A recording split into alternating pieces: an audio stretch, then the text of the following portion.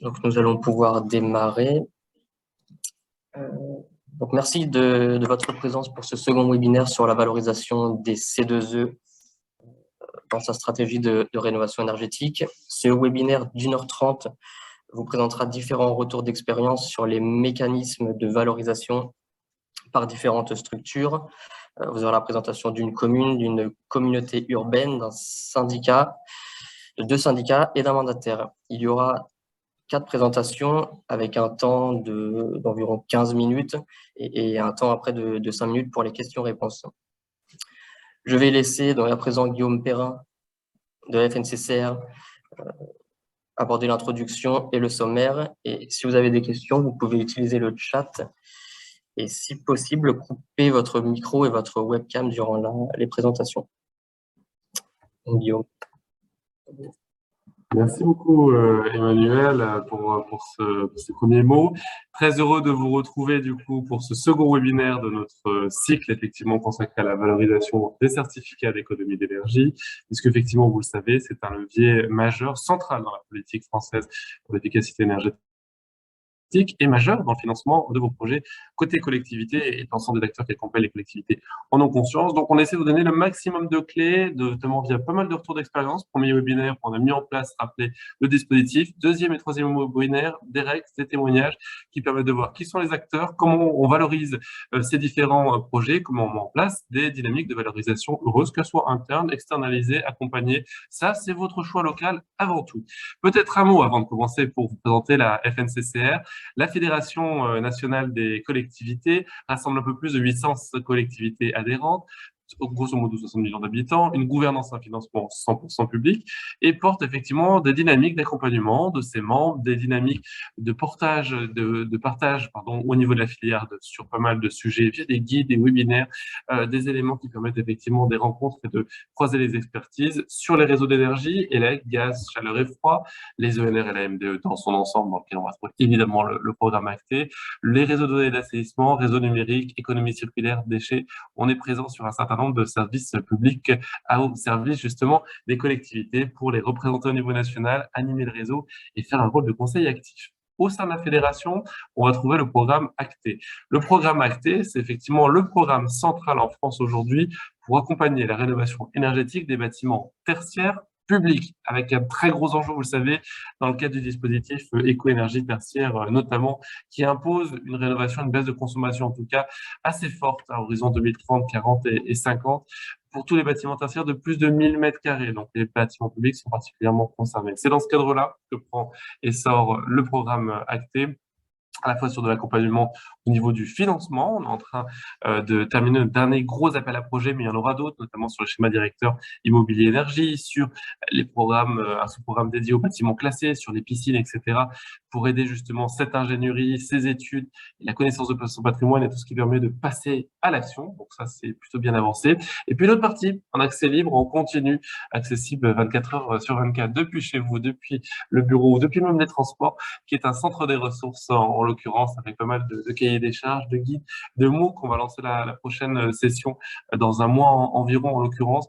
Donc, c'est à votre disposition sous les piliers de mutualiser, travailler ensemble et travailler aussi dans une approche de long terme, puisque effectivement, la rénovation énergétique ne se fera pas en un jour, mais c'est important d'ores et déjà de mettre les premières billes, voire même d'aller plus loin dans cette approche aussi des crés éco-énergie tertiaire.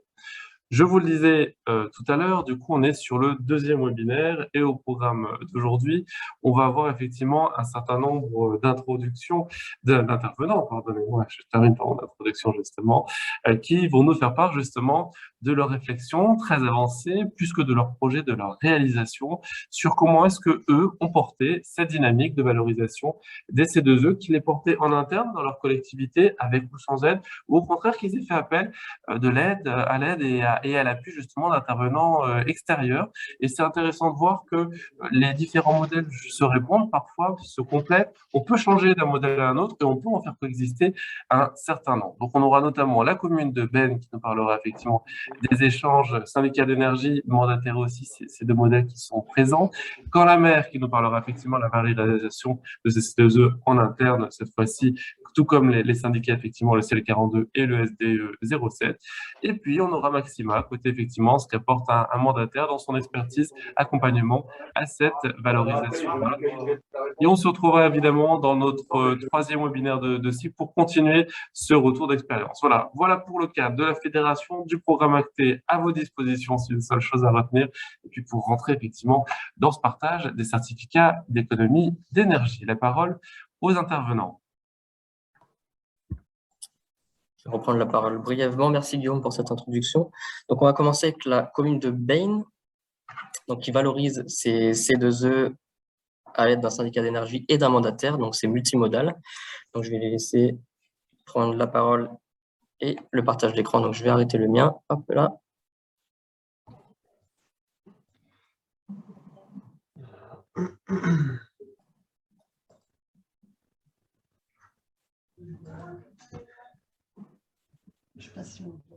Super, merci Arnaud et Alexandra. Je vous laisserai le mettre en plein écran. C'est bon maintenant pour vous? Normalement, vous êtes en plein écran. Bonjour à tous. Merci, Monsieur Dupuis, de nous avoir invités. Merci Monsieur Perrin également pour cette introduction.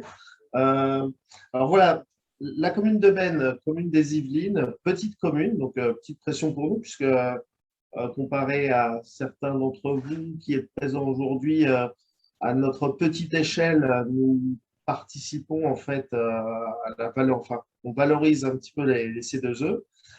Donc avec moi, Alexandra Dehaye, que je laisse se présenter. Bonjour, merci de votre écoute.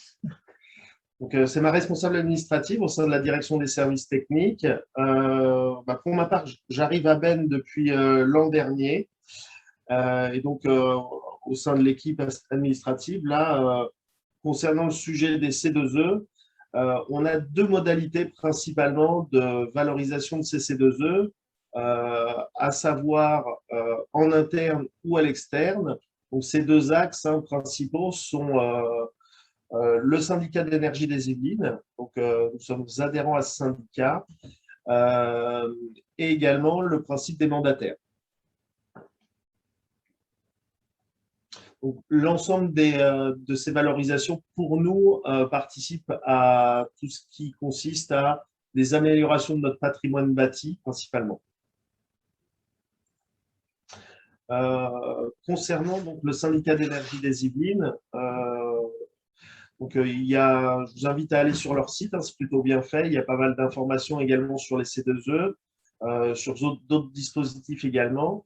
Le C est un regroupeur. Voilà, il prend en charge l'ensemble de la partie administrative et financière jusqu'en fait au reversement final des gains auprès des collectivités en tant que bénéficiaires. Le concept en fait est assez simple. En fait, nous on leur transmet les éléments issus d'opérations rentrant dans le cadre d'opérations qu'on peut valoriser avec les C2E. Il finalise les dossiers, il rédige donc les notes et notices explicatives et l'ensemble des documents nécessaires au dépôt de ces demandes sous forme électronique et papier.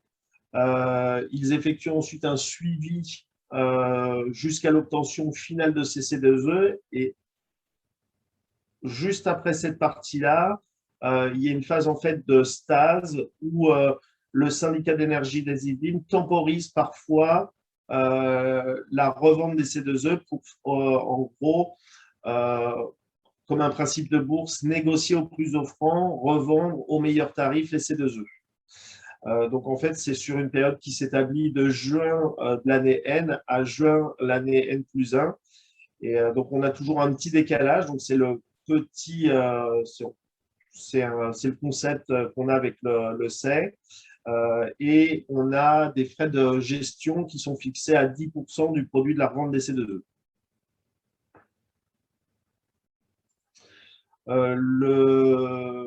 En termes de bilan qu'on peut aujourd'hui produire, parce que c'est somme toute assez récent pour nous, on a quand même réussi via le C à présenter 149 dossiers, voilà, soit un peu plus de 30 000 mégawattheures QMAC, ce qui nous a représenté quasiment une recette d'un peu plus de 13 000 euros, comparé à l'année précédente où on arrivait à 4 700 euros environ. À noter qu'en tant que petite commune, nous, les pistes de financement, qu'il s'agisse des C2E, de la redevance R2, avec le petit pavé que je vous ai mis en plus là sur la diapositive, constituent des sources de financement qui nous permettent d'affermir les opérations, sans lesquelles, finalement, on ne peut pas les conduire. Là, très récemment, on a candidaté à un appel à projet dans le cadre de Sequoia. On croise les doigts. C'est vraiment pour nous vraiment quelque chose de structurant. Voilà. On n'a pas les finances de grosses collectivités, ni les ressources en interne pour monter les dossiers de subvention. Donc, on les fait en parallèle de la conduite des opérations. Et ce n'est pas une mince affaire.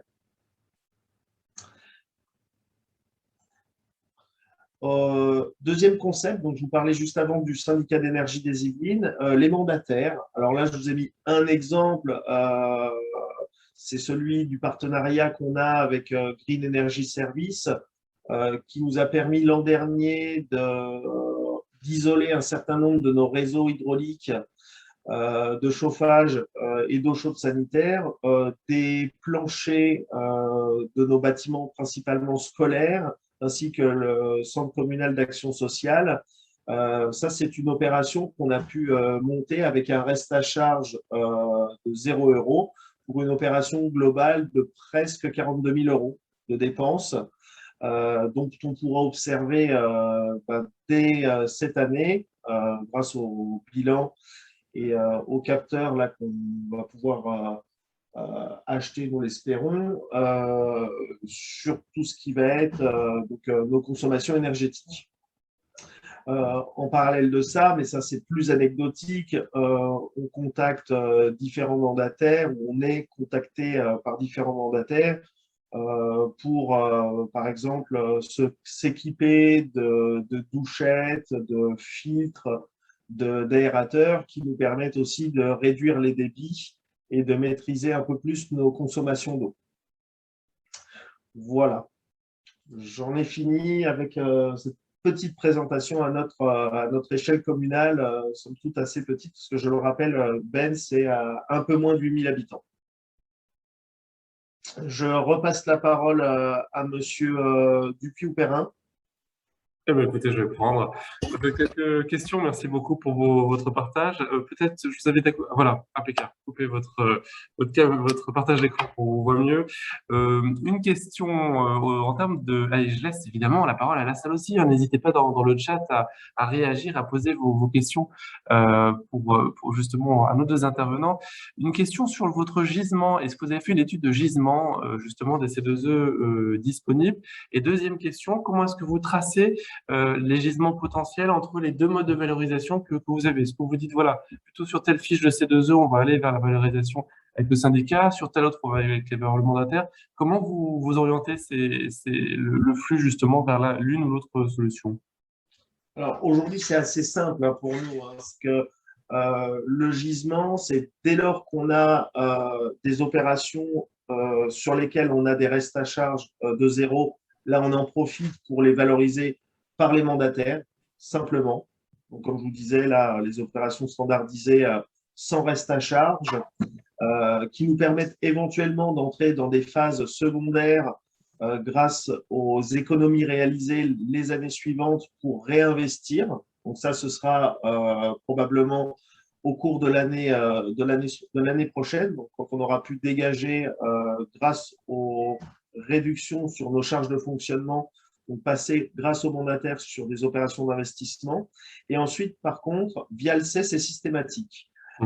Avec le syndicat d'énergie des Yvelines, on a donc la liste de toutes les opérations des C2E et systématiquement, dès lors qu'on fait la moindre dépense, on présente nos fiches au syndicat de manière à les valoriser Donc là, très prochainement, on a une opération de rénovation de toiture et de terrasse sur un grand centre culturel. On a rédigé au sein même des marchés de consultation des entreprises et au sein même du marché de maîtrise d'œuvre la valorisation et l'atteinte d'objectifs sur différentes fiches de C2E, de manière en plus, cerise sur le gâteau, à valoriser des C2E en plus des éventuelles subventions qu'on peut percevoir du département, de la région, donc de la DSIL. Donc vraiment, voilà, on est toujours à voilà, le C2E pour les opérations de travaux va constituer en gros la cerise sur le gâteau pour récupérer les quelques pouillèmes, les 5-10% qui nous permettraient de dépasser les 70% de financement. Merci beaucoup pour ces premiers éléments de réponse. Je vous invite à rallumer votre caméra. Je sais peut-être pas, excusez-moi, c'est le Pardon. partage d'écran qui est intéressant à couper, mais gardez votre caméra, c'est plus agréable pour la question-réponse. Merci beaucoup. Peut-être une question concernant effectivement, on le voit dans le chat, la logique effectivement d'interaction avec les mandataires. Comment vous êtes arrivé à choisir le mandataire avec lequel vous travaillez? Quel type de financement, d'échange, de marge en tout cas peut être pris, ou en tout cas vous de perception au niveau de l'opération commerciale qui est mise en place selon vous? Comment est-ce que vous voyez comment vous avez porté cette analyse, pardon, et comment vous la voyez par la suite? Alors, les relations avec les mandataires sont également relativement simples parce que même si j'aime pas trop les anglicismes, en fait, il y a un petit peu de notre part, un petit peu de sourcing, hein, des recherches assez simples, mandataire C2E, recherche Google, où tout simplement on est dragué en tant que collectivité par les mandataires. Et donc, en gros, bah, ça passe, c'est assez classique, hein, comme avec n'importe quel prestataire. On organise une réunion soit en présentiel, soit en distanciel, et on voit quelles sont les propositions qui peuvent nous être faites dans le cadre des opérations qu'ils proposent. Bon, maintenant, on commence un petit peu à avoir l'habitude et on va presque avoir fait le tour, d'autant plus que les dispositifs de C2E sur certaines thématiques s'éteignent. Là, très récemment, et là on est bien déçus, on a envisagé de s'équiper, mais on va le faire quand même sur des horloges astronomiques pour nos réseaux d'éclairage public. Ça, c'est une fiche qui vient de s'arrêter il y a à peine un mois. Donc, on ne monte pas de convention. Hein, on ne monte pas de convention. Dans une collectivité précédente, donc, parce que je viens de l'agglo de Saint-Quentin en Yvelines, j'avais également eu l'occasion de monter un dossier là, avec sans reste à charge, et ça avait été une vraie histoire pour la direction des finances, c'était de faire un bon de commande à 0 €. Pour eux, le concept était inédit. Même signer un devis à 1 €, enfin signer un devis à 1 €, pour eux, c'était administrativement très compliqué. Et bon, ça parlera à peut-être d'autres collectivités qui nous écoutent sur le même principe des revalorisations de prix ou des actualisations où finalement on passe les entreprises et nous-mêmes pas mal de temps, où si on compte ce temps-là, ben, les actualisations, les valorisations finalement sont ramenées à la baisse, puisque finalement le temps humain passé à faire ces calculs, à les contrôler, coûte plus cher que les revalorisations de prix. Mais bon, c'est le concept, nous sommes en France. Merci en tout cas pour ce retour, effectivement. Et c'est vrai que l'action, la valorisation à 0, pardon, le bon de commande à 0 €, on l'a eu dans pas mal de collectivités. Vous n'étiez pas les seuls côtés à l'époque à Saint-Quentin à se poser cette question-là. Ça a interpellé beaucoup de services finances. Effectivement, on a Tiffaine Cordier, juriste à la fédération, qui pourra intervenir le cas échéant pour développer cette approche-là. Mais en effet, ça a beaucoup interpellé et ça a été parfois complexe à gérer. D'autres fois, effectivement, on a un encadrement qui existe à ce niveau-là. Monsieur Perrin, je rebondis sur une question qui vient d'arriver là sur la question de Morgane Olivier. Là. Oui, il y en a eu plusieurs, mais là, je vois celle qui m'interpelle, c'est sur la mise en concurrence des mandataires, seuil des marchés publics. C'est pas une question qui s'est posée à Vennes. Par contre, à Saint-Quentin, où ça phosphore beaucoup plus, ça a été une question. Et la réponse qui, moi, m'avait été donnée par la direction des finances, c'est que sur le principe du fait qu'il s'agit de recettes, on ne mettait pas en concurrence le principe de recette. C'est comme on faisait notre choix, mais là, après, n'étant pas spécialiste, juriste en la matière, je pense malgré tout qu'on pourrait imaginer malgré tout des mises en concurrence. Donc, je ne réponds pas vraiment à la question, mais c'est un sujet qui reste ouvert. Voilà. Sur lequel peut-être vous, de votre côté, vous avez un retour d'expérience sur ce terrain. Absolument, on va en parler un petit peu plus tard pour le coup, parce qu'en effet, la réflexion juridique est assez riche à ce propos et donne un certain nombre de réponses, donc on y reviendra un petit peu après. Je le garde un peu pour la fin de votre intervention, juste après, pour garder le timing, mais c'est en effet un point assez central, vous avez raison en effet. Peut-être juste une dernière question. Moi, je voulais juste rebondir sur le mail au-dessus. Eh ben, je vais vous poser la question, effectivement, de dire comment vous gérez la partie gisement. Est-ce que c'est effectivement que l'opportunité ou en effet vous avez quand même une vision stratégique et c'est plutôt votre approche? Voilà. Jamais. En fait, nous, ce que l'on va faire, c'est qu'on va profiter des C2E ou des mandataires pour des travaux que l'on avait identifiés en amont. On ne se sert pas des C2E comme d'une opportunité de faire des travaux. On travaille quand même en étroite collaboration avec nos élus. L'avantage d'une petite commune, c'est qu'on se voit quand même régulièrement et on va plutôt essayer de valoriser les travaux qui ont été décidés et pas l'inverse. Histoire de garder une politique publique non fléchée autant que possible, parce que malgré tout, ça reste assez difficile, je l'expliquais déjà tout à l'heure, pas qu'on soit tenté par la simplicité, même si ce n'est pas si simple que ça, d'être orienté par des appels à projets pour, tiens, il y a un appel à projet, on y répond parce qu'on peut récupérer un peu de sous. On veut garder malgré tout cette maîtrise. Et puis après, en tant que gestionnaire de patrimoine, l'objectif, c'est aussi d'avoir notre propre politique de maintenance et de valorisation du patrimoine. Et ce n'est pas le même concept que les organismes qui effectuent les subventions. Tout à fait, non, c'est appréciable et c'est le gage d'une approche effectivement structurée, long terme ou autre. Et ce qui est intéressant d'être aussi dans les dossiers actés, donc c'est tout à fait cohérent.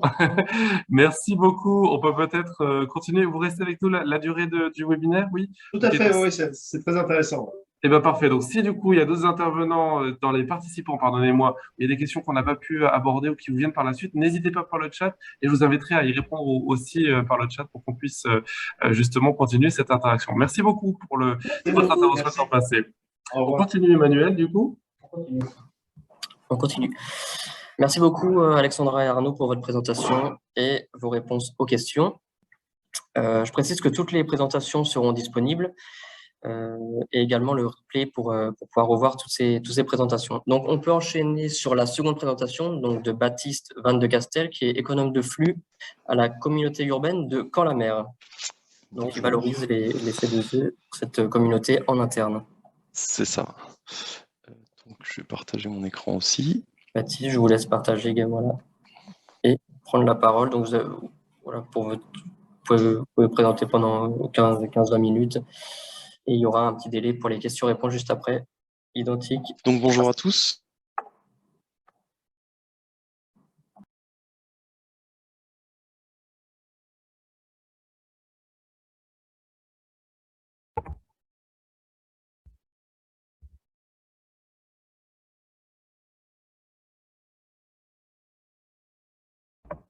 Baptiste, on ne vous entend plus par contre, me semble-t-il.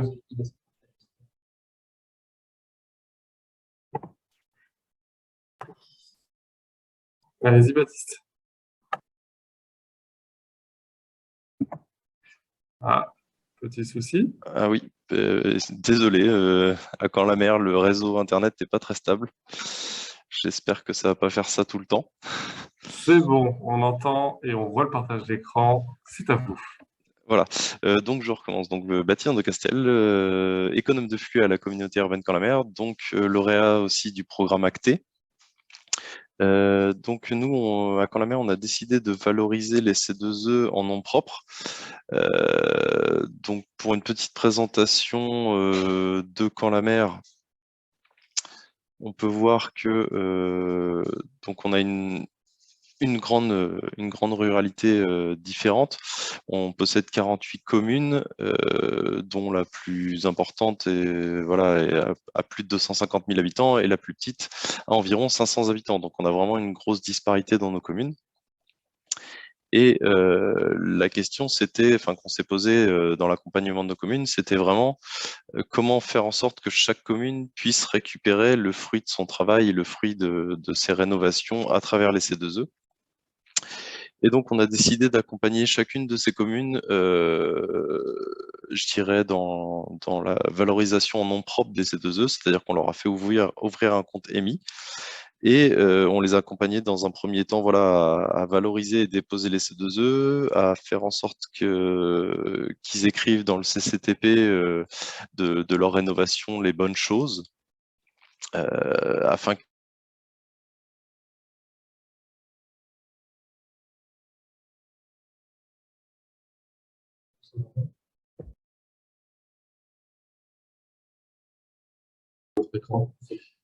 Baptiste, j'ai l'impression que ça coupe encore, on ne vous entend plus. Florence, est-ce que vous avez le PowerPoint de Baptiste sous la main? Non, mais je pense que Emmanuel l'a peut-être.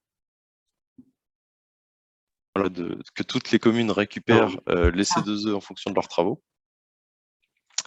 Et donc, on leur a fait tous ouvrir un compte EMI. Et le but, c'était qu'ils récupèrent l'intégralité des sommes qu'ils ont récupérées en C2E. Pour ça, quand la maire a réalisé un groupement de vente, donc c'est-à-dire dès le moment où la ville de Caen, qui est porteuse, je dirais, de Caen-la-Mer, a un gros nombre de C2 à vendre, pour faire en sorte que tout le monde puisse récupérer un maximum des C2E, on réalise une vente en masse des C2E, donc on fait un appel aux communes qui ont des C2E sur le compte EMI et qui souhaitent les valoriser à ce moment-là. Ensuite, on contacte des traders d'obligés, des traders de différentes régions et de différents pays, puisqu'on va jusqu'aux Pays-Bas. Et on fait en sorte, pendant quelques jours, d'avoir une espèce de vente aux enchères où chaque trader il propose son prix du mégawattheure maximum. Et au bout de ces quelques jours, on a une offre qui nous convient, et donc on vend l'intégralité des C2E qui ont été récupérés via les communes.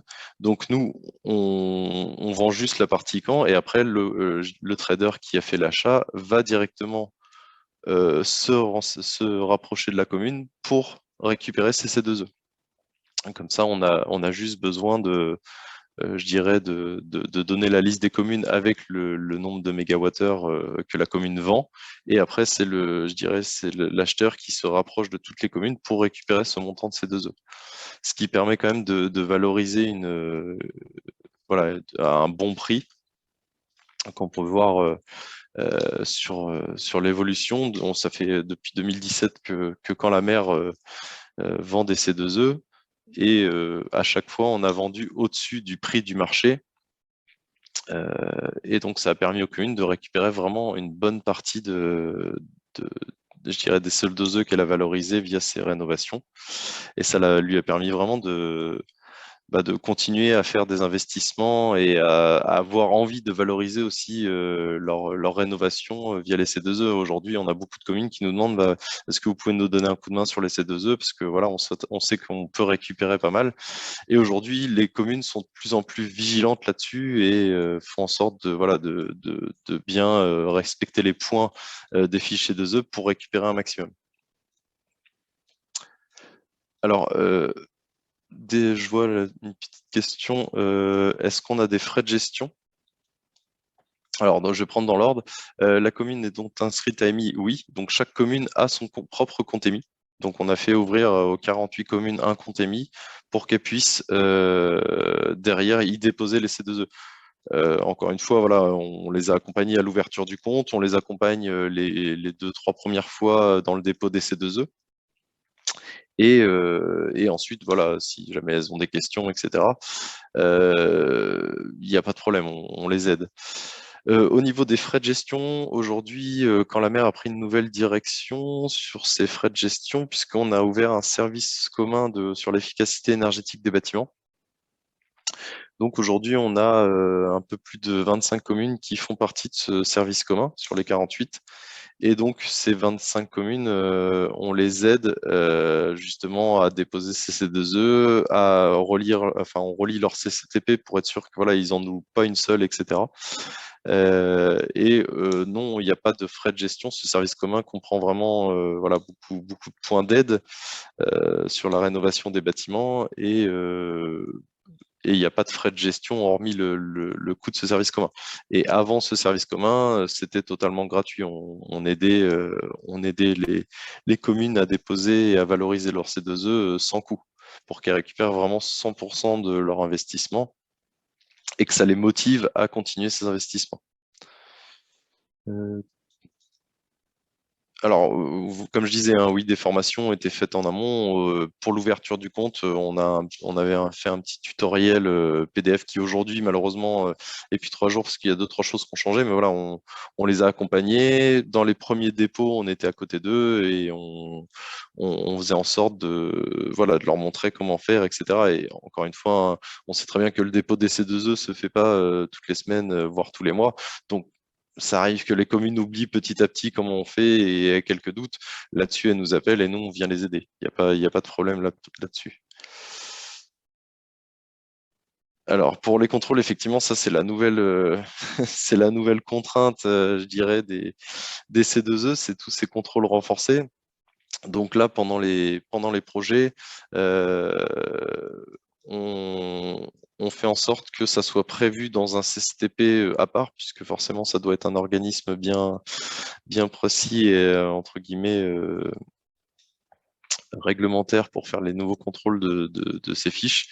Donc, pareil, on sensibilise les communes là-dessus, que voilà, il faut qu'elles fassent un contrôle dans les 7 jours des nouvelles installations et qu'elles le prévoient dans tous leurs appels d'offres en tant que lot entre guillemets à part entière pour être sûr qu'elles puissent valoriser leur C2E en finale. Quelle période de l'année vendez-vous? Ça dépend en fait. Ça dépend dès le moment où voilà, on voit qu'il y a un souhait dans les communes de vendre des C2E. Bon, après, quand on reste voilà, vraiment porteuse de la vente souvent des C2E, puisque c'est la plus grosse commune et c'est celle qui a le plus de gigawattheures enfin de mégawattheures, voire de gigawattheures à valoriser. Donc souvent, voilà, quand va réaliser une vente, on fait un appel à toutes les communes. Donc après, ça dépend de la période de l'année, mais là, vous voyez, cette année, on l'a fait en juillet. On a fait la vente en juillet. Qui s'occupe de faire les contrôles? Bah, alors là, c'est un organisme. Alors je dirais les assermentations que entre guillemets doit avoir l'organisme. Je sais qu'il doit avoir voilà, certains labels entre guillemets pour pouvoir faire ces contrôles. Et je les ai pas là, je pourrais vous les envoyer plus tard sans problème. Et le dimensionnement humain de votre service? Quel est le dimensionnement humain de votre service? Combien de C2E déposez-vous par an? Alors, j'ai pas de chiffre précis de C2E déposés par an. Voilà, j'ai juste effectivement les chiffres que vous voyez là dans le tableau représentent à peu près voilà, le nombre de gigawattheures que quand la mer valorise par an. Donc voilà, on est souvent autour des 25 gigawattheures avec des années un peu plus hautes et des années plus basses, hein, comme en 2017 où voilà, il y avait 85 gigawattheures, mais c'est peut-être parce que c'était la première et il y a sûrement eu des gros projets. Et la dimension humaine de notre service, à l'heure actuelle, on est 3 économes de flux, plus un responsable de service. Et pour l'instant, 3 économes de flux suffisent à ces 25-26 communes. Voilà, en prévision d'autres communes qui adhèrent, on recrutera un 4e économe de flux et sûrement une secrétaire technique pour pouvoir voilà, permettre l'administration de tout ce service. Alors le coût du service commun, ça dépend. En fait, on a fait différents paliers. et différents services. On a un service base qui est entre guillemets obligatoire, qui comprend voilà, la gestion énergétique des patrimoines via un logiciel énergie, entre guillemets. Et après, en fin de compte, comme on a des communes de différentes tailles, on a réparti les différents paliers par nombre de bâtiments présents dans le patrimoine de chaque commune. Donc on a 1 à 25 bâtiments, 25 à 50 et ainsi de suite. Ça permet de vraiment éviter de léser les petites communes qui, eux, ont un tout petit patrimoine en leur faisant payer des prix de services communs exorbitants. Et ça permet aux grosses communes, elles, voilà, de vraiment rémunérer le service commun, puisqu'on a quand même un gros travail sur certaines de nos grosses communes, comme Mandeville, Hérouville, If et Colombelles, qui sont vraiment des très grosses communes. Quand on n'est pas comprise dans ce service commun, on a préféré la retirer parce qu'il y a besoin, en fait, il y a un économe de flux à temps plein qui est juste sur cette commune de Caen. Donc voilà, pour l'instant, entre guillemets, on est 4 économes de flux sur toutes les communes de Caen-la-Mer, mais essentiellement, enfin un présent sur Caen et 3 sur les autres communes. Combien de temps mobiliser sur la valorisation? C'est en fonction des demandes des communes, hein. Les communes nous appellent si elles ont un projet. Nous, derrière, voilà, on va faire en sorte que les CCTP soient corrects, de faire en sorte de les accompagner, voilà, sur le fait de récupérer les factures avec le détail des fournitures qui ont été prises, maintenant des contrôles, et derrière, donc le responsable de la transition énergétique, le responsable du service commun, mon responsable, lui, derrière, s'occupe de valoriser ces C2E, je dirais, pendant 2-3 jours de l'année. Et c'est lui qui s'occupe de contacter tous les traders, voilà, la liste de traders qu'il a à l'heure actuelle, et d'essayer de valoriser les C2E au mieux. Donc c'est lui qui fait vraiment le travail de recherche et de vente de ces C2E. Vous avez un pôle spécialisé pour ces activités? Non, en fait, c'est vraiment le service commun, voilà, qui gère l'aide aux communes, entre guillemets. Donc encore une fois, via les différents services proposés. Donc non, enfin, on pourrait dire que oui, le nom du pôle, c'est le pôle de la transition énergétique. Mais voilà, on est ces 3 économes de flux qui font en sorte de faire le montage des dossiers, si je puis dire, puisque la commune, elle, réalise tout ce qui est CCTP, montage des dossiers, etc.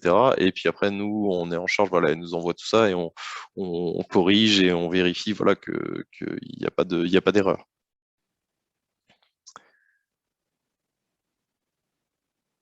Alors non, ils montent eux-mêmes leur dossier. Nous, voilà, encore une fois, hein, pour la question suivante, on s'occupe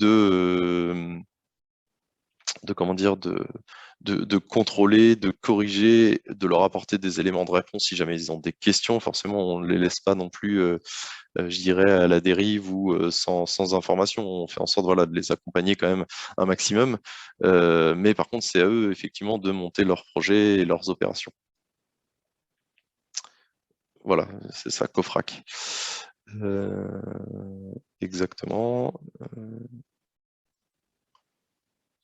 Alors non, pour l'instant, on n'a pas procédé à un groupement de commandes pour le dépôt COFRAC. On est encore en pleine réflexion de voilà, comment on va faire en sorte je dirais, d'éviter que les contrôles soient trop complexes pour les communes et puis pénalisants pour certaines qui oublient, qui sont pas, parce que c'est dommage, les communes étaient rodées jusqu'à maintenant et voilà, avaient bien saisi la manière dont je dirais, dont valoriser leur C2E, et puis on leur rajoute une contrainte en plus qui sont ces contrôles.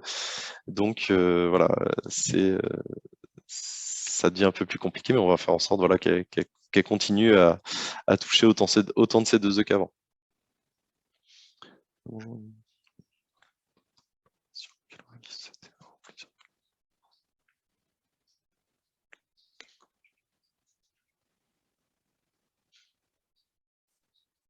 Sur la thématique du partage, je sais pas, Baptiste, si ton micro est toujours allumé.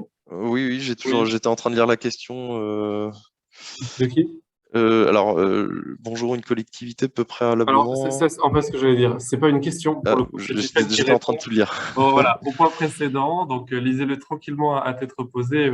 Tiffaine Cordier, qui est juriste dans le cadre du programme Acté, effectivement, nous rappelait les conditions pour lesquelles, effectivement, on peut sortir du droit de la commande publique pour valoriser les C2E. Modulo 3 conditions cumulatives. Alors, c'est exprimé de manière très synthétique, évidemment, dans la petite bulle de chat. Sachez que on a travaillé en groupe de travail économe de flux, un guide, justement, de valorisation des C2E, de la dynamique des C2E, dans lequel vous aurez ces aspects juridiques. Guide Tiffen qui sortira incessamment sous peu, me semble-t-il. On est sur 15 jours à 3 semaines à peu près, c'est ça? Oui, bonjour à tous et à toutes. En effet, c'est prévu pour début mi-avril, donc ça devrait être pour le printemps. Voilà, bon, parfait. Merci beaucoup en tout cas. Merci en tout cas Baptiste d'avoir pris le temps de répondre au travers de ta présentation aux questions de manière dynamique de cette manière-là.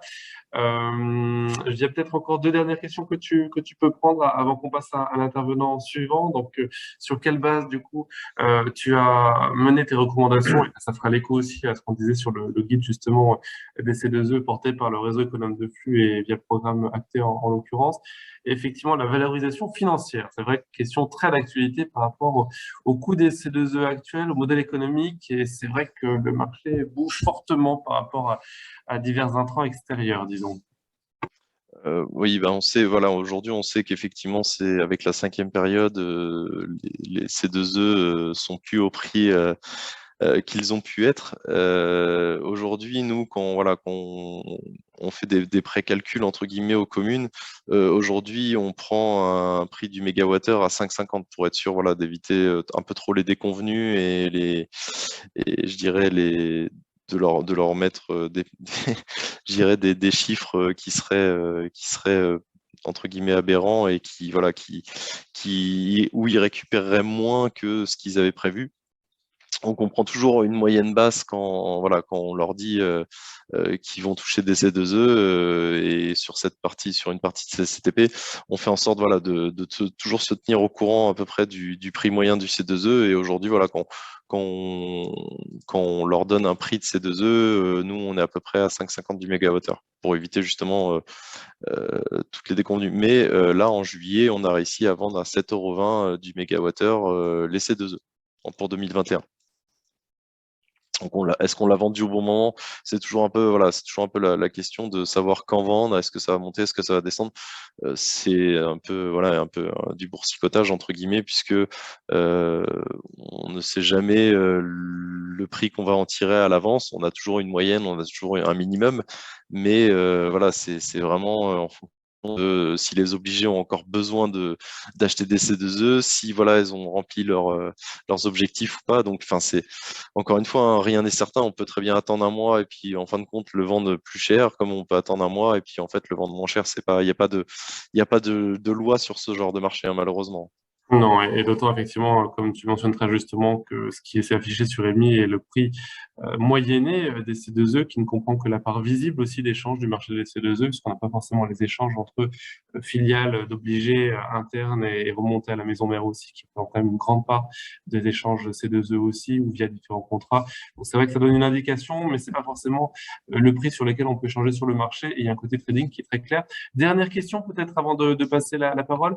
Comment tu as démarché du coup pour la revente de ces deux œufs Alors côté obligé notamment? ça, je vous avoue que c'est pas moi, c'est mon responsable qui l'a fait et c'est avec le temps, en fait, petit à petit, voilà, je pense que c'est encore une fois, hein, ça se sait dans le milieu entre guillemets que voilà, quand la mère vendait à des traders, des obligés, les C2E et petit à petit, à force de, parce que pour la ville de Caen, alors pour Caen la mer, on le fait depuis 2017, mais pour la ville de Caen, c'est fait depuis un peu plus longtemps et petit à petit, voilà, mon responsable a commencé à avoir des contacts et puis à échanger avec différents entre guillemets traders et aujourd'hui voilà comme je disais on en a un peu partout même dans des pays étrangers donc rassurez-vous ils parlent soit français soit très bien anglais hein. Il n'y a pas de il n'y a pas à savoir parler toutes les langues pour pouvoir vendre des C2E mais voilà c'est un travail je sais que là-dessus mon responsable a fait un gros travail de fond pour essayer justement de trouver un maximum de je dirais enfin de traders d'obligés qui sont toujours au qui-vive pour acheter des C2E et voilà, il a une sacrée liste. Bon, malheureusement, je ne peux pas la partager puisque c'est le fruit de son travail et là-dessus, ça serait entre guillemets dommage voilà, que les traders que l'on a dans notre liste ne puissent plus nous acheter de C2E parce que tout le monde l'aura vendu, quoi. Ne vous inquiétez pas, comme le disait aussi Arnaud et Alexandra précédemment, ça se sait qu'il y a un gisement important chez les collectivités, encore peu valorisé en plus. Hein, c'est aussi pour ça qu'on a lancé ce cycle de webinaire en l'occurrence. Et très vite, lorsque vous allez vous mettre en marche de bataille pour valoriser ces C2E-là, il y en a un certain nombre qui vont venir naturellement vous voir. Sinon, effectivement, vous prenez les grands obligés, donc les grands énergéticiens classiques, et puis vous remontez au fur et à mesure pour avoir effectivement des contacts, ou bien vous passez de manière temporaire par un mandataire ou autre. Enfin voilà, à vous de voir votre stratégie de valorisation. Merci beaucoup, Baptiste, pour ce partage d'expérience. On continue, Emmanuel, avec des syndicats d'énergie, 2 syndicats notamment. Merci beaucoup, Baptiste, pour la présentation. Beaucoup de questions, donc c'était assez riche. Également, la présentation sera disponible après le webinaire. Donc, on peut enchaîner avec la présentation de Patrick Mounier, du CL42, un syndicat. Oui, bonjour. Alors, effectivement, c'est plus moi qui vais prendre la parole, mais on le fera au moins pour partie à 2 voix avec Julien Caronnet du S207. Bonjour.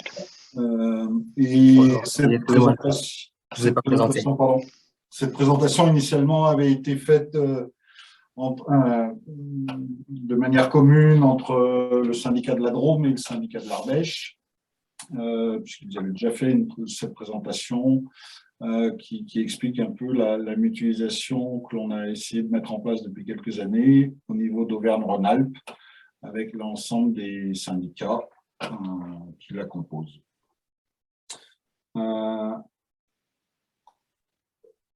Donc, en fait, il y a un petit historique pour initialement réexpliquer un peu comment s'est passé le fonctionnement de la valorisation des C2E. Donc, historiquement, il y a, sur les périodes 1 et 2, les communes faisaient des travaux, ensuite de quoi il fallait apporter la preuve de réalisation. Le syndicat était agrégateur du dossier, faisait son dépôt au registre national, et puis ensuite, on passait par des acheteurs, il y avait un reversement au syndicat, voilà, qui restituait aux communes.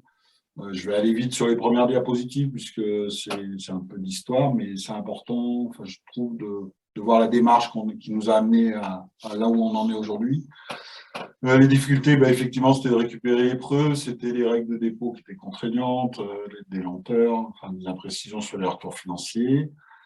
Voilà, donc à l'époque, ce qu'on recherchait un peu tous, c'était d'essayer de manquer le moins de dossiers possible, et c'est encore le cas aujourd'hui d'ailleurs, et de garantir un financement un peu plus clair, on va dire. Julien, n'hésite pas si tu veux me couper, voir Jean-Christophe, je ne sais pas, il me semble que je l'ai aperçu, qui est présent, s'il veut faire des compléments. Manquer le moins de dossiers possible, donc effectivement, notre idée, c'était d'essayer d'augmenter la fréquence des dépôts, puisque depuis la 3e période, on a la possibilité de faire jouer sa dérogation au seuil et aussi pour les regroupeurs. Donc, l'idée qu'on a commencé à mettre en place, c'était un syndicat assez commun. Il joue le rôle avec le rôle antérieur, il fait l'agrégateur et il transfère au syndicat regroupeur le 2e syndicat identique, éventuellement les communes du syndicat aussi. Ce syndicat dépose au pôle national. Une fois que le dépôt national a validé les C2E, ce syndicat les revend aux autres syndicats à titre gratuit. Donc, ça, on fait une transaction d'1 an et demi. Pour rebondir sur l'intervention précédente, c'est à ce moment-là où on se met vendeur de C2E pour pouvoir transférer au syndicat sa quote-part, et c'est là que les traders qui sont en alerte nous voient, et du coup, ils nous appellent tout de suite en disant « Vous avez des C2E à vendre, je suis intéressé ». Donc, la liste, en fait, on l'a constituée comme ça. Aujourd'hui, nous, quand on fait une vente, on consulte entre 25 et 26 traders. et des obligés, mais principalement, c'est des traders avec qui on traite le plus souvent. Et c'est eux, en fait, qui nous trouvent. C'est même pas nous qui les cherchons. Donc, pour ceux que ça inquiète, c'est relativement simple. Une fois que vous avez votre compte émis, vous vous mettez en tant que vendeur et vous allez voir, ils vont tous vous appeler. Voilà. Et ensuite, de quoi chaque syndicat rétribue ses communes selon des conditions bien particulières, puisque sur l'ensemble des syndicats, mais vous allez le voir un peu plus tard, on n'a pas tous les mêmes manières de fonctionner. Voilà, un outil informatique commun pour gérer les dossiers et produire des attestations, générer et transmettre au syndicat les formats d'import émis. Donc, nous, on utilise CD Énergie. C'est pas pour faire de la publicité, voilà, mais c'était pour en parler. Nous, aujourd'hui, donc, on est 9 syndicats à faire des dépôts. Il manque une lettre, mais c'est pas grave. Ce qui fait que, grosso modo, on fait un dépôt, un minima, tous les mois et demi, ce qui évite grandement la possibilité de perdre des dossiers, puisque avec un dépôt tous les mois et demi sur tout au fil de l'année, ça facilite grandement la vie. Voilà, et puis on regroupe à la fois les fiches d'opération standardisées, alors les programmes qui pour certains ont disparu, mais d'autres réapparaissent en fonction de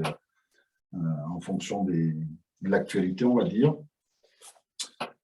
Donc l'évolution recherchée, c'est comment être pour manquer le moins de dossiers possible, c'est comment être associé le plus en amont possible des travaux, à la fois non seulement pour connaître leurs exigences, mais aussi préconiser les bons choix techniques pour être éligible aux fiches standardisées, parce que c'est pas parce qu'on fait des travaux qu'on va avoir droit à des C2E, même si c'est des travaux d'économie d'énergie. Un certain nombre de fiches, et on le voit bien aujourd'hui, les fiches standardisées, les exigences réglementaires augmentent. Voilà, donc, et on a mis en place aussi donc, une aide financière, alors qui est différente d'un syndicat à l'autre. Chacun, on a nos particularités. Et pour ce qui est de garantir un financement bancaire, effectivement, l'idée a été, pour un certain nombre d'entre nous, de déquereller le problème de la vente des C2E du montant du financement des travaux. À savoir, soit certains s'engagent sur un montant préalablement à l'opération, c'est le cas entre autres de la Drôme, qui garantit un prix minimum chaque année. Soit c'est une subvention directe qui est faite sur le projet, donc via différentes façons de faire, le 207, la Drôme, le Sian, ou dans la Loire, on fait un AMI particulier.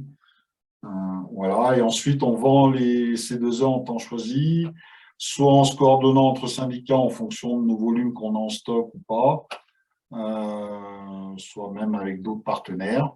Et puis la restitution financière aux communes ou la conservation du fruit des C2E en contrepartie de subventions en fonction des cas et de chaque syndicat. Donc effectivement, on a un certain nombre à avoir mis en place des subventions aux travaux pour appuyer une stratégie d'accompagnement de nos communes adhérentes. Une aide simple, 50% des montants du travaux déconnectés du montant des kilowattheures, évite des seuils, oui, effectivement, les effets de seuil, par exemple, sur des isolations.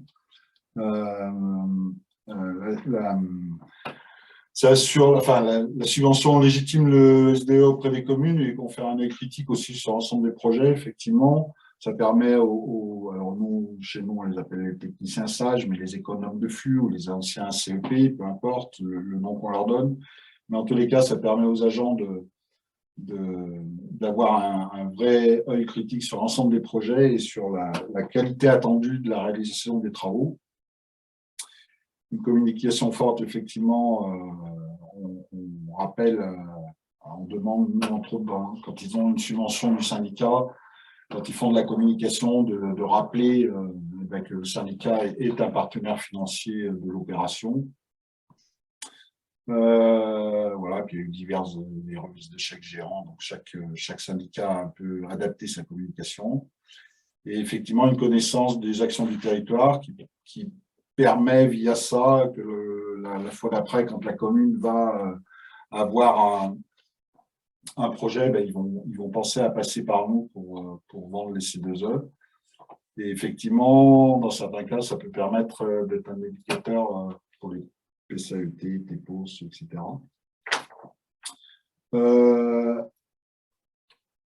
Il y a aussi la montée en compétence des acteurs de la rénovation, c'est-à-dire qu'en demandant des critères plus exigeants, des critères techniques en corrélation avec la fiche standardisée auquel on a pensé en fonction des travaux, eh bien, ça pousse aussi les architectes, les bureaux d'études, les entreprises, enfin tout le monde, tout ce beau monde qui gravite autour de la transition énergétique à aller de l'avant et à avoir des chantiers, on va dire, exemplaires, même si c'est peut-être prétentieux, mais voilà. Une reconnaissance des finisseurs institutionnels, pardon, effectivement.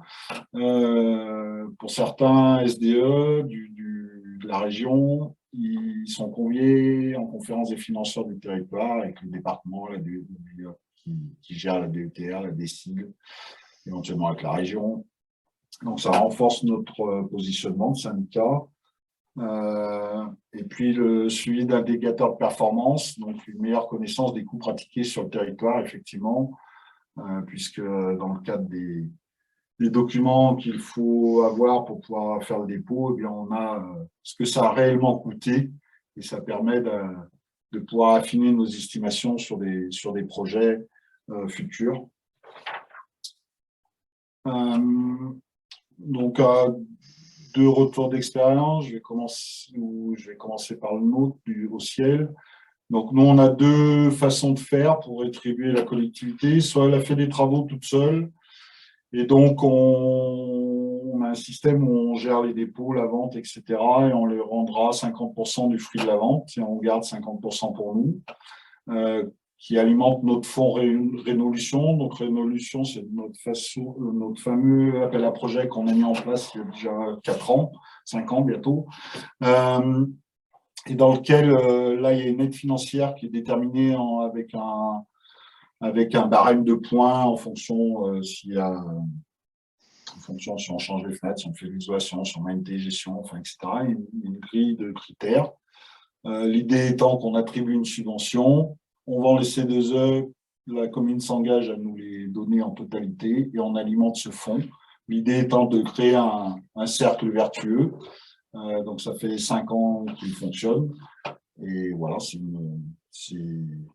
une façon de faire. Ensuite, Julien, je te laisse la parole. Oui. Alors, nous, pour l'Ardèche, on le fait un petit peu différemment. C'est que nous, on a même des financements sur la réalisation des travaux qui sont éligibles au C2E. Donc, on a une enveloppe sur fonds propres qu'on vient mettre. Donc, on a une enveloppe de 600 000 € par an qui sont à la disposition du coup des communes qui sont membres du service énergie. On met les critères techniques de base, mais on s'autorise du coup d'apporter quelques exceptions. On vient renforcer quelques points qui nous semblaient trop faciles, notamment l'isolation de combles. Donc on a monté le R sur ces sujets-là. On en a supprimé certaines. Donc on avait aussi depuis quelques années, on n'aidait plus le fioul. Donc pour le remplacement du fioul, on expliquait que ça ne faisait pas partie de notre priorité. Et on venait aussi rajouter des éléments qui nous paraissaient un petit peu dommages. Donc on a la prise en compte des portes, notamment, qui aujourd'hui, il fallait que ce soit des portes fenêtres. Et du coup, la définition de la porte-fenêtre est un petit peu large. On se dit, voilà, on vient mettre, nous, un UUD et on vient aider quoi qu'il arrive dessus. Donc on souhaite aussi mettre en place des bonus, notamment quand on vient faire de la rénovation globale. Donc l'idée, c'est vraiment d'être dans une logique c'est nous on utilise en fait vraiment les C2E pour la stratégie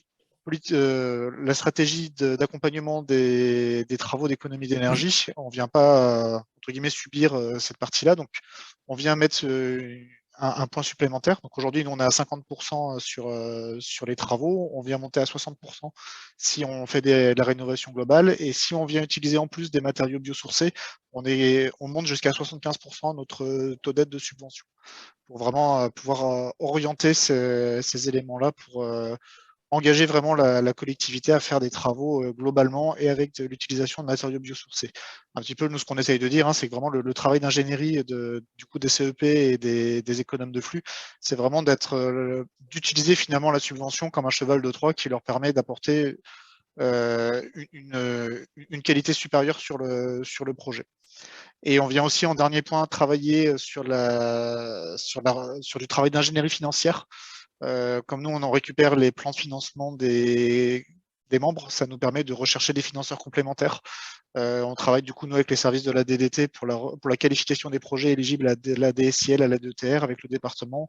On fait aussi des points régulièrement avec la région, et l'idée, c'est de dire, bah voilà, on monte pour les membres les dossiers de subvention quand on voit que les financeurs potentiels ne sont pas présents. Voilà. Et pour faire ça, on est trois. On a un service alors on a un CE, 2 CEP et un économe de flux. Voilà.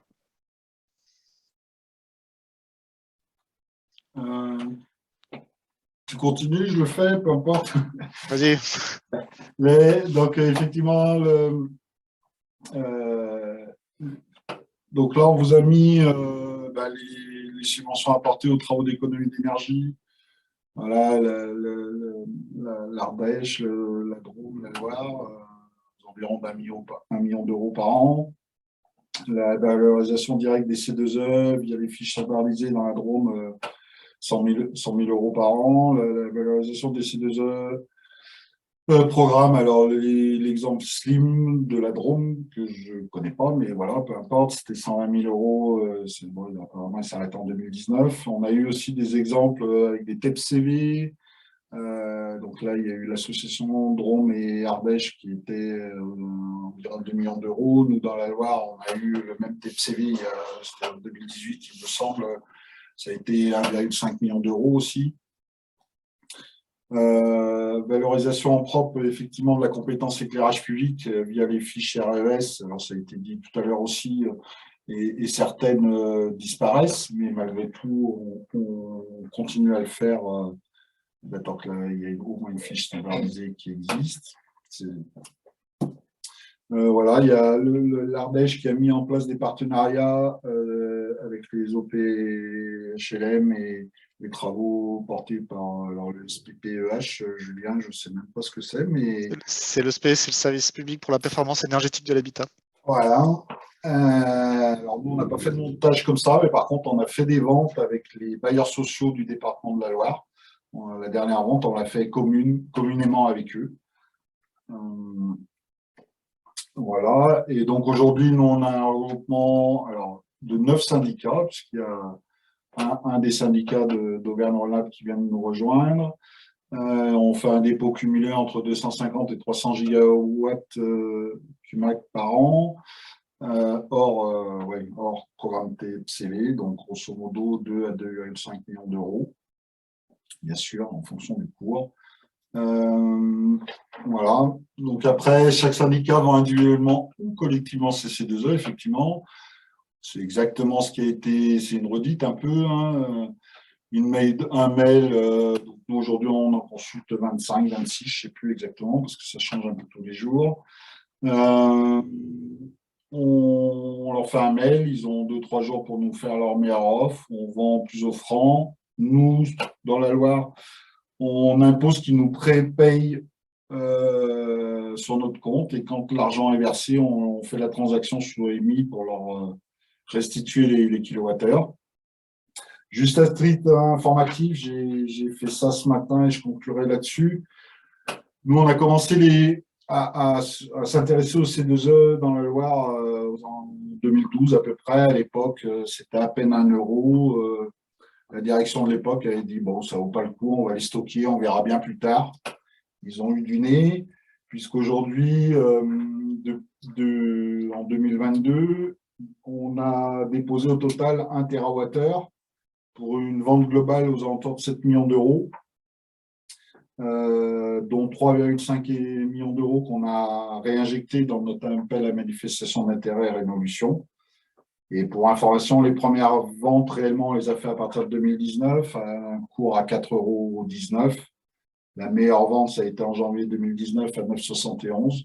Voilà, mais ça montre sur une dizaine d'années, un peu plus, eh bien, on a réussi à récupérer 1 TWh et 7 millions d'euros pour accompagner nos collectivités dans la rénovation énergétique, sachant que sur les 2 dernières années, on était aux alentours de 70 gigawattheures déposés. Voilà.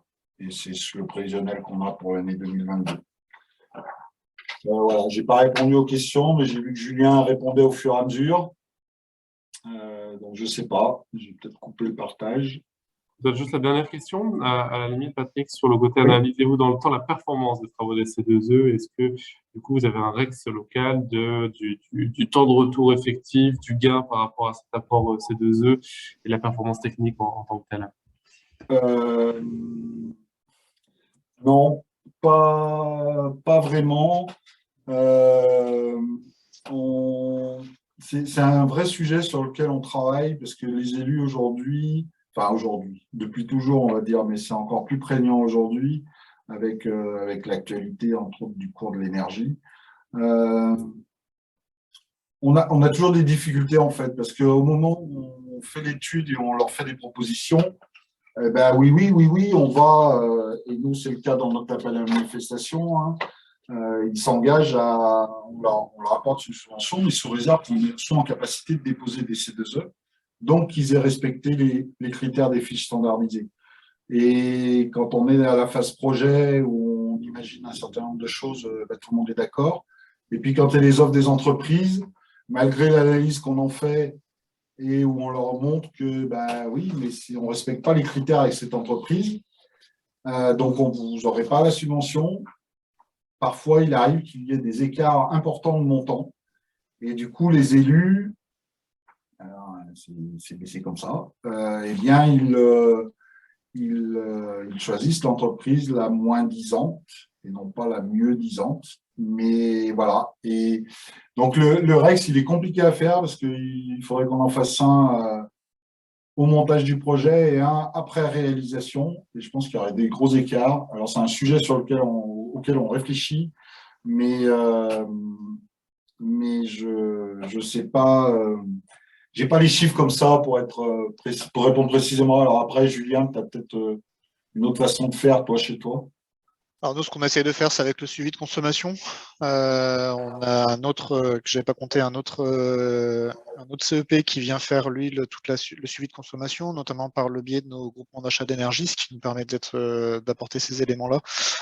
La difficulté qu'on a, c'est qu'il y a toujours un peu des effets rebonds sur les bâtiments publics c'est un peu difficile d'isoler la part économie avec quand notamment c'est un peu l'exemple qu'on a eu nous quand on avait essayé de le faire sur des salles des fêtes, sur des choses comme ça, c'est qu'en fait elles sont plus utilisées parce que plus confortables parce qu'après isolation et du coup on a plutôt des rebonds de consommation d'énergie. Mais c'est juste qu'on a changé l'utilisation et on a amélioré le service. Donc c'est toujours un peu délicat de dire voilà quelle économie on va réussir à avoir avec les travaux. Après, on essaye de le faire comme ça. Après, on essaie d'externaliser. Nous, on a des campagnes d'audit qu'on externalise. On vient lancer ça là avec un autre programme acté pour justement essayer de sortir un peu tout ça et voir un peu les résultats qu'on a par rapport aux travaux qui ont déjà été engagés. Voilà. Et après, le dernier point qu'on est en train de faire, c'est qu'on a lancé un marché groupé d'exploitation chauffage aussi avec le acté 1. Et donc là, l'objectif, c'est d'engager l'exploitant chauffage, vu qu'on est sur des marchés de température avec intéressement, sur la garantie des résultats qui sont faits lors des travaux. C'est une sorte de contrat de performance énergétique, mais light, parce qu'on est quand même sur des très petites communes. La plus grosse commune en Ardèche, elle est 17 000 habitants. On est vraiment très, très rural. Merci beaucoup. Je pense que ça fait pas mal de retours d'expérience à la fois Patrick et à la fois Julien. Ça me paraît très clair. S'il y a d'autres questions dans le chat, je vous invite à y répondre au fur et à mesure de la dernière partie de notre webinaire. Et effectivement, on va terminer notre webinaire par l'intervention de Bastien Evon, c'est ça, Emmanuel, de Maxima. Exactement, Bastien Evon, donc de la société Maxima, qui font du conseil et financement en rénovation énergétique et également de la valorisation en externe de C2E. Bonjour. Bastien, je vous laisse prendre la parole comme pour les autres intervenants. Vous présentez votre présentation en partage d'écran. Voilà, normalement, ça devrait marcher. Bonjour à tous. On voit, c'est nickel. Merci beaucoup. Alors, effectivement, depuis ce matin, on nous présente plutôt une valorisation en interne ou un modèle plutôt mixte. Nous, Maxima, effectivement, on réalise de la même manière les deux modèles. Alors, Maxima, on est un bureau d'études qui est basé sur l'Île-sur-la-Sorgue, dans le Vaucluse. Et on travaille depuis la deuxième période sur les certificats d'économie d'énergie. Je vous ai présenté là rapidement peut-être les chiffres 2022. Aujourd'hui, on a reversé 22 millions d'euros l'année dernière à tout type de bénéficiaires, hein, des collectivités, des bailleurs sociaux, des bénéficiaires physiques aussi. Donc voilà, on n'adresse pas que les collectivités pour un total d'environ 3 Tera. On a une quinzaine de collaborateurs, dont 8 chargés d'affaires qui sont dédiés à un projet, un interlocuteur. Voilà, c'est vraiment le parti pris de Maxima de miser sur l'accompagnement. Et on noue aussi des contrats, alors plutôt localement, avec ce qu'on appelle des partenaires. C'est des installateurs qui viennent déduire de leur devis ou des marchés publics le montant des certificats d'économie d'énergie. Donc, c'est une possibilité qu'on laisse aux collectivités, voilà, dans leur consultation, soit elles choisissent un partenaire qui est adhérent chez nous après la consultation, qui viennent déduire directement à C2E, soit après elles valorisent en propre de leur côté. Voilà. Après, chacun est libre de faire comme il veut. Environ 2000 dossiers validés l'année dernière par le pôle. Et on a développé une petite partie de l'activité depuis l'année dernière. On est RGE au QBI sur l'audit énergétique. Donc voilà, on se déplace dans les collectivités, dans les maisons individuelles aussi, tout ce qui est bâtiment tertiaire, pour faire de l'audit de préconisation. Alors ça, j'ai repris un schéma de amorce que j'ai réadapté, mais finalement, c'est ce qui a été présenté ce matin. Il y a vraiment deux cas, deux modes opératoires pour valoriser ces 2 œufs. Après, dans chacun des cas, il y a vraiment des sous-sections, mais on peut déjà mettre le cas 1, c'est déposer en propre. C'est-à-dire que la collectivité, hein, c'était ce qui était présenté par le syndicat, du 42 par exemple, la communauté urbaine de Caen, les C2E sont déposés par la collectivité ou un syndicat ou son regroupeur, et après, derrière, vend avec un trader ou directement via ses contacts avec les obligés, les C2E. Donc, le pôle national, le ministère, délivre à la collectivité les certificats d'économie d'énergie. Et dans le deuxième cas, alors plutôt en lien avec les partenariats, il y a un contrat en amont qui est signé avec la collectivité, avec un acheteur des C2E. Il y a toujours un acheteur des C2E à la fin, de toute façon, dans tous les cas, c'est toujours l'obligé qui vient valoriser les certificats d'économie d'énergie. Et là, pour le coup, dans ce cas 2 de partenariat, il y a un partenariat qui est signé en amont et les C2E sont délivrés par le ministère auprès de ces acheteurs C2E. Donc après, il y a des sous-sections, effectivement, dans tous ces cas. Il y a des avantages, des inconvénients. Le document de amorce est très bien fait sur quels sont les avantages, quels sont les inconvénients. Un des plus gros inconvénients sur le cas 1 déposé en propre, c'est d'avoir la ressource en interne. Effectivement, ça demande quand même d'avoir des ETP au sein de la collectivité pour gérer tout ce qui est dépôt auprès du pôle.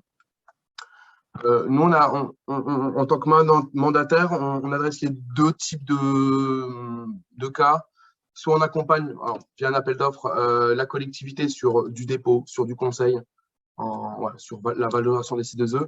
Sinon, on valorise en propre avec des partenariats avec des obligés pour le compte des collectivités. Alors, on ne travaille pas qu'avec un seul fournisseur d'énergie, avec un seul obligé. C'est-à-dire qu'on systématiquement, par projet, on consulte plusieurs obligés, afin, nous, de les mettre en concurrence. Donc, nous, on est en relation quotidienne avec plusieurs fournisseurs d'énergie, parce qu'ils proposent à un moment donné des prix différents. Ils ont chacun leur méthode de travail. Il y en a certains qui acceptent certains dossiers, mais pas d'autres. Et surtout, un point que je voulais aborder aujourd'hui, qu'on n'a pas forcément discuté par les précédents intervenants, c'était les signatures des chartes coup de pouce. Aujourd'hui, il y a une charte coup de pouce qui vient bonifier les primes C2E pour la rénovation du chauffage en tertiaire, pour les collectivités notamment. Et aujourd'hui, il y a une liste d'entreprises, d'obligés, de délégataires ou de collectivités qui sont signataires de cette charte. Si on n'est pas signataire de cette charte, on ne peut pas avoir la bonification de ces primes. Donc nous, s'il y a un changement, par exemple, d'une collectivité qui souhaite changer un système de chauffage et qui rentre dans le cadre de cette charte coup de pouce, on conseille plutôt, on va plutôt flécher ce projet vers un obligé qui est signataire de cette charte. Sinon, la collectivité ne pourra pas venir avoir une prime plus importante. On ne souhaite pas non plus, deuxième point, des engagements pluriannuels et multi-projets. Aujourd'hui, on a plutôt une approche projet par projet pour la collectivité. On a vu des collectivités qui signaient des accords pour 3 ans ou 4 ans maintenant sur toute une période de C2E. Le problème, c'est que le prix vient à la hausse et à la baisse. Quand on est dans une tendance haussière, le prix qui a été contractualisé quelques années avant, ben voilà, il peut ne pas refléter le prix du marché. Et de la même manière, sans engagement de volume. Donc, il peut avoir après des petits volumes, effectivement. On consulte de toute façon les obligés, ils nous répondent après voilà, s'ils acceptent les petits volumes aussi. Et c'est le cas de certains petits obligés. Et de la même manière que beaucoup de mandataires, une approche technique et réglementaire, alors toujours dans le cadre du Code des marchés publics, avec une étude de gisement. On ne réalise pas une étude de gisement comme pourrait faire un CEP ou un économe de flux sur le territoire. Mais en tout cas, on donne des conseils techniques et réglementaires sur la valorisation des C2E. Alors, j'ai listé ici quelques avantages à passer par un partenariat en amont et à mettre en concurrence les fournisseurs d'énergie plutôt que déposer en propre. Alors, un des principaux avantages, c'est que la collectivité connaît en amont le montant de la prime de projet, en tout cas une estimation en euros par mégawattheure ou même en euros tout court. Après, il y a peut-être des petits ajustements en fin de projet si les surfaces sont différentes ou des maîtres, mais voilà, on a au moins, la collectivité connaît en amont de son projet le montant de la prime C2E qu'il peut espérer. Avec ce modèle de mise en concurrence des différents obligés, la collectivité peut utiliser plusieurs modèles de valorisation des C2E.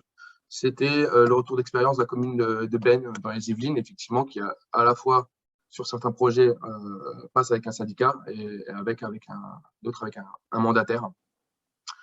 Pas de contrat d'exclusivité, j'ai dit tout à l'heure, la collectivité est accompagnée tout au long du projet. Alors ça, c'est vraiment un retour d'expérience qu'on a. De notre côté, on n'attend jamais que toutes les étapes du projet soient passées pour déposer le dossier et de faire signer les attestations sur honneur, parce qu'on se rend compte qu'il y a toujours des pièces manquantes et qu'on est toujours obligé, collectivité par collectivité, de faire re-signer des pièces, que ce soit des mentions manquantes sur le marché de travaux. Donc, on essaie d'intervenir le plus en amont de ce marché de travaux, sur les pièces justificatives qui viennent justifier les travaux. Enfin, voilà, tout un tas d'éléments complémentaires et on suit vraiment le projet par projet.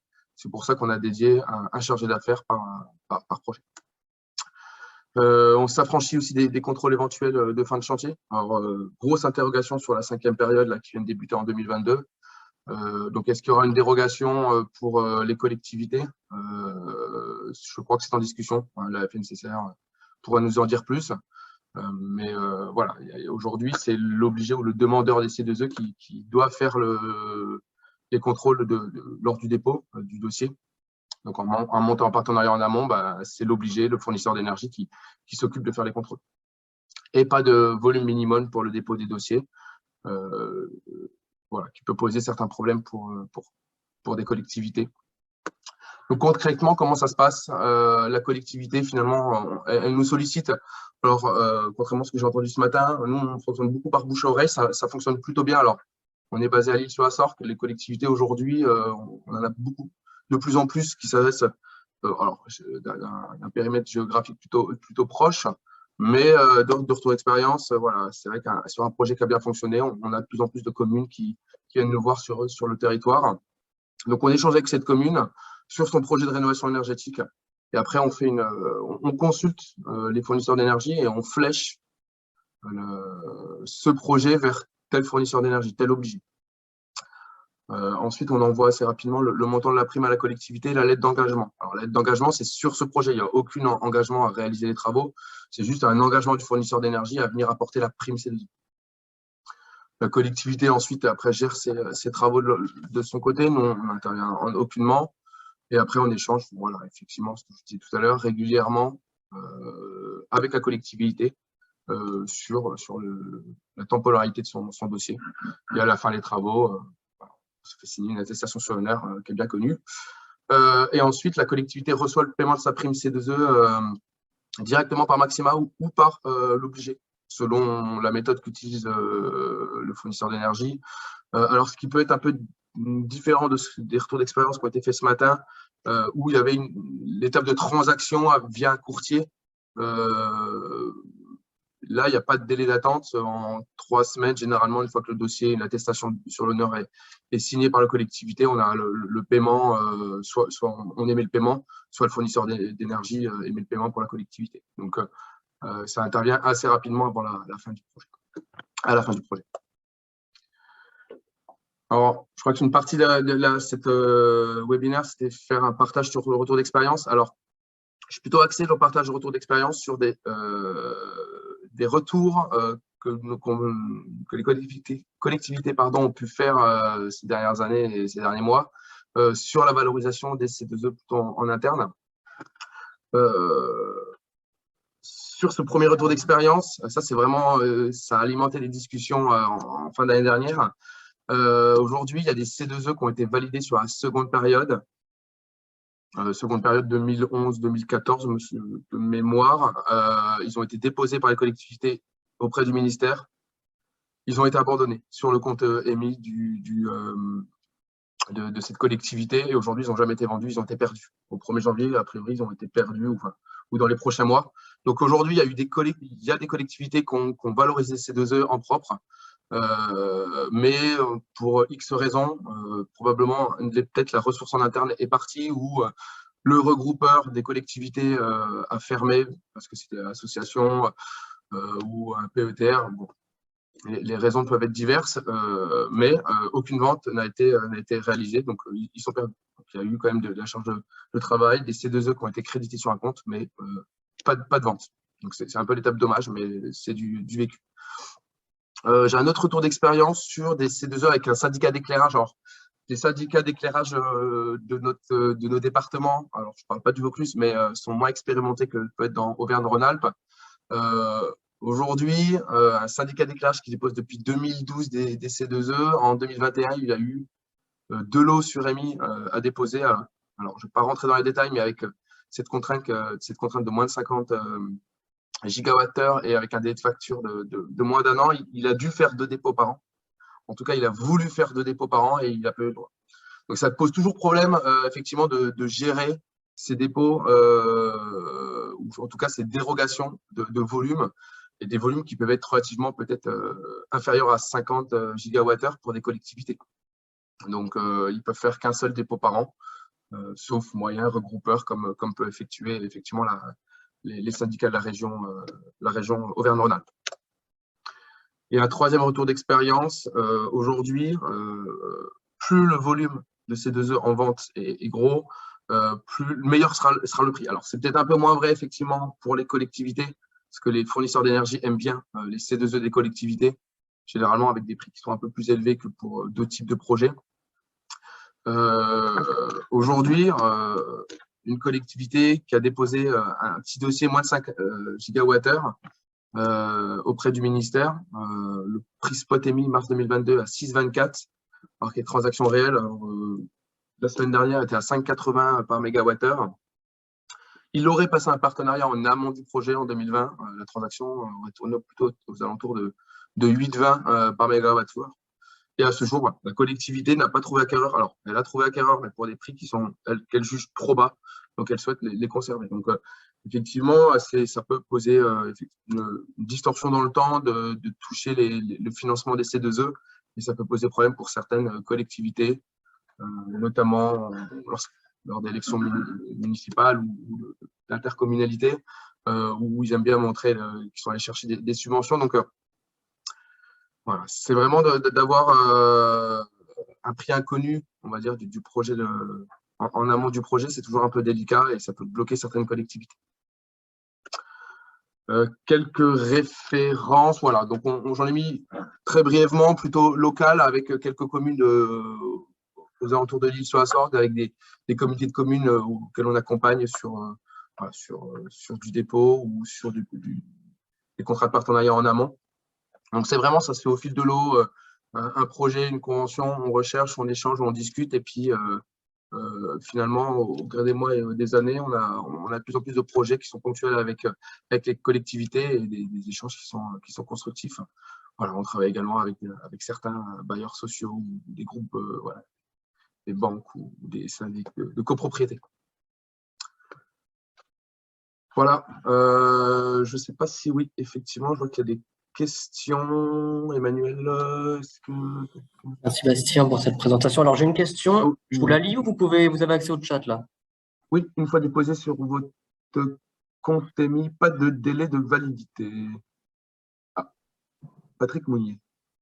Pour moi, il y a un délai de validité. Hein. Alors j'ai une question pour vous d'Anne-Claire à 11h55. Je vais vous la lire. Donc un CCTP n'indiquant pas que les travaux pourraient faire l'objet de C2E sera-t-il rejeté? Cette mention est-elle obligatoire pour pouvoir en bénéficier? Non. La réponse est non. Alors, il y a un document qui est très bien fait, mais je pense que la FNCCR va le reprendre dans sa note juridique en avril. Mais il y a la note de la Direction générale de l'État qui a réédité cette note très récemment, qui développe justement quelles sont toutes les conditions sur est-ce que ça doit mentionner dans le CCTP ou pas. Tout dépend s'il y a un passage de partenariat en amont ou pas, avec un obligé. Et l'autorisation de variante. Voilà. Après, tant que le code des marchés publics est respecté, il n'y a pas de problème, mais effectivement, il peut y avoir une distorsion de concurrence si une offre qui est reçue par une collectivité, on vient déduire les C2E pour une entreprise de travaux et qu'elle ne mentionne pas. Donc, je conseille toujours aux collectivités, au cas où, s'il y a des C2E identifiés, de venir le mentionner. Soit le partenariat a été passé en amont, la collectivité, l'entreprise de travaux ne s'occupera pas des C2E, soit justement dans le CCTP, il est écrit que la collectivité ne veut pas s'occuper des C2E, et c'est dans la réponse à l'appel d'offres qu'il doit s'en occuper. C'est de plus en plus observé dans les très gros marchés d'éclairage public, où tous les majors de l'éclairage public se sont mis pour répondre aux C2E et viennent directement déduire les C2E de leur offre. Généralement, ils le font alors avec plus ou moins d'approximation, mais ils le font. Merci pour cette réponse. J'ai une dernière question. Quels sont vos frais de gestion? Nos frais de gestion, non, c'est gratuit. En fait, on est courtier, alors on aime ou pas ce mot, on est courtier, comme peuvent être les traders en C2E. Finalement, c'est toujours les fournisseurs d'énergie qui nous payent. Donc, nous, on a des accords cadres avec plusieurs fournisseurs d'énergie. Vu qu'on vient apporter du volume auprès de ces obligés, des différents obligés, eh bien, on vient négocier des prix en gros avec les fournisseurs d'énergie. Ils n'ont qu'un seul interlocuteur. Ça évite d'avoir une multitude de collectivités, par exemple, ou une multitude de syndics de copropriété ou d'entreprises de travaux, de bureaux. Ils n'ont qu'un seul interlocuteur et ils sont sûrs que nos dossiers nous sont vérifiés, validés avant d'être déposés. Voilà. Donc, on négocie des prix en gros, ce que ne peuvent pas faire forcément les collectivités quand elles sont même en groupement ou sur du petit projet. Donc, nous, on n'a pas de frais de gestion. D'ailleurs, c'est interdit quand on propose un contrat de partenariat. C'est une équité entre le montant du prix de C2E versé et le montant de la fiche qui est indiqué dans la fiche. Voilà, donc on a adopté ce modèle-là. Merci Bastien. Alors j'ai une question qui vient d'arriver. Pouvons-nous vous consulter pour acheter nos C2E? Pouvons-nous… Patrick Mounier qui a effectué une présentation juste avant. Juste avant. Voulez-vous nous vendre vos C2E? C'est ça, Patrick, si j'ai bien compris. Bah, vous pouvez… Oui, c'est-à-dire qu'au lieu que je consulte, vous venez d'expliquer que vous êtes un courtier, excusez-moi, je reprends la parole, mais au lieu de consulter des traders avec qui vous travaillez peut-être d'ailleurs, souvent en Hollande, je les vendrais à un trader français, voilà, c'est tout. Oui, je vois très bien de qui les traders hollandais. Oui, non, effectivement, on consulte aussi avec des traders qui sont sur le C2E. Alors nous, c'est pas notre cœur d'activité, l'achat-revente du C2E. On pourrait le faire, hein. Ça demande d'avoir effectivement de la trésorerie derrière pour assurer une achat-revente. En tout cas, nous, on consulte des traders ou directement des obligés qui viennent vendre leur C2E. Donc, voilà, qui seraient intéressés. Merci Bastien. Alors Patrick, la réponse vous convient? Bon, on pourrait échanger, Patrick. Oui, parfaitement, mais j'ai noté vos coordonnées. On vous appellera. Oui, et puis si vous avez besoin de coordonnées, n'hésitez pas à revenir vers moi pour je vous les transmettre. Hein. Il n'y a aucun problème. Donc merci Bastien pour cette présentation. Je vois qu'il n'y a pas d'autres questions. On va pouvoir clôturer ce webinaire. Donc toutes les présentations et le replay seront disponibles dans les jours qui suivront aujourd'hui, donc le 10. Donc n'hésitez pas à aller regarder si vous avez des questions, même à me transmettre vos questions et vos avis également pour le 3e webinaire qui sera le 7 avril. Si vous avez des suggestions ou quelque chose que vous souhaiteriez qu'on puisse mettre en avant, n'hésitez pas à nous faire un retour sur ça. Voilà, je remercie tous les participants et tous ceux qui ont suivi ce webinaire et je vous dis à très bientôt. Guillaume, vous souhaitez… Non, c'est bon. Très bonne continuation à tous en tout cas. Et puis à bientôt. N'oubliez pas que c'est un cycle de webinaires que nous avons donc le 3e webinaire de ce cycle-là, le 7 avril. C'est ça, Emmanuel? C'est ça, le 7 avril. Voilà. Donc n'hésitez pas à vous inscrire et à très bientôt. Au revoir, merci beaucoup.